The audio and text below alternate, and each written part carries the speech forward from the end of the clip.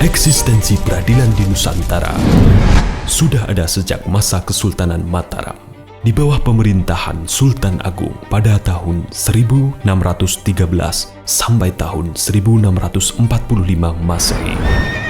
Pada masa pemerintahannya dilakukan berbagai macam perubahan sistem peradilan dengan mengadopsi hukum-hukum dan ajaran Islam dengan nama Lembaga Peradilan Surambi.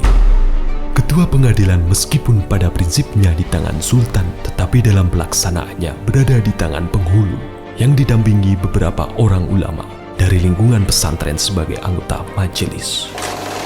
Sistem peradilan terus berkembang sampai pada masa invasi Belanda di Indonesia. Pada saat itu, salah satu bentuk lembaga peradilan tingkat pertama bernama Landrat. Dan untuk peradilan tertinggi bernama Hogretho. Memasuki era pemerintahan Jepang di Indonesia, dibentuklah Tihohoin yang merupakan lanjutan dari Landrat, dan Kyoto Hoin sebagai peradilan tertinggi merupakan lanjutan dari Hogretho.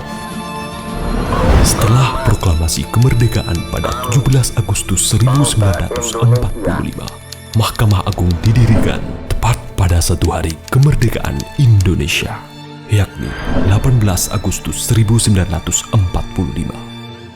Pada 19 Agustus, Presiden Soekarno melantik Kusuma Atmaja sebagai Ketua Mahkamah Agung Republik Indonesia yang pertama.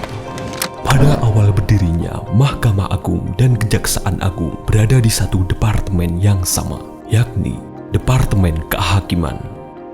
Kala itu, Mahkamah Agung disebut Kehakiman Agung, sedangkan Kejaksaan Agung disebut Kejaksaan Pengadilan Negeri. Bersamaan dengan lahirnya Undang-Undang Nomor 15 Tahun 1961 tentang ketentuan pokok Kejaksaan Republik Indonesia, Kejaksaan Agung memisahkan diri dari Mahkamah Agung.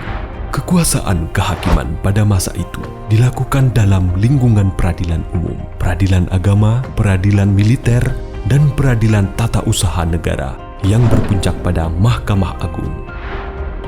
Namun, secara organisatoris, administratif, dan finansial ada di bawah kekuasaan Departemen Kehakiman, Departemen Agama, dan Departemen dalam lingkungan terkait. Memasuki era reformasi, lahirlah TAP MPR tahun 1998 yang mengatur pemisahan secara tegas antara fungsi-fungsi yudikatif dari eksekutif. Peraturan tersebut diperkuat dengan Undang-Undang Nomor 35 Tahun 1999 tentang perubahan atas Undang-Undang Nomor 14 Tahun 1970 tentang ketentuan-ketentuan pokok kekuasaan kehakiman mengenai aturan kembalinya semua badan pengadilan di bawah naungan Mahkamah Agung yang dikenal dengan One Roof System atau kebijakan satu atap dengan landasan Undang-Undang Republik Indonesia Nomor 4 Tahun 2004 tentang kekuasaan kehakiman.